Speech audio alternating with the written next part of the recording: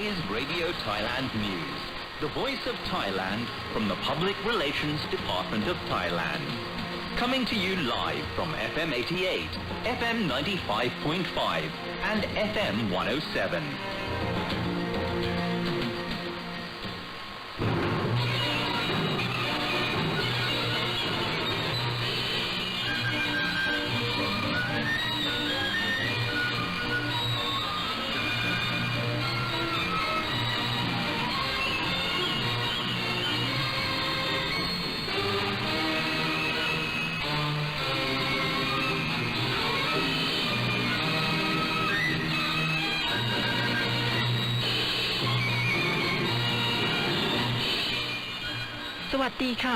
Sawadika and happy Vesak Day. Welcome to Radio Thailand's evening news hour for Sunday, May 15, 2022. I am Dongtip Somprang. And I'm Pentip Somprang.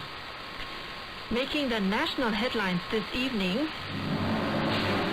the Director of Health has issued a public reminder to the public to continue to practice COVID-19 prevention measures during the Vesak Day today and to avoid using single-use plastics when practicing merit-making at temples.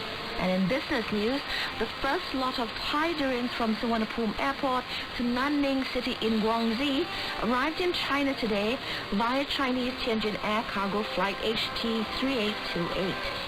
And in international news, China will no longer host the 2023 Asian Cup Finals due to the COVID-19 situation in the country, according to the Asian Football Confederation on Saturday.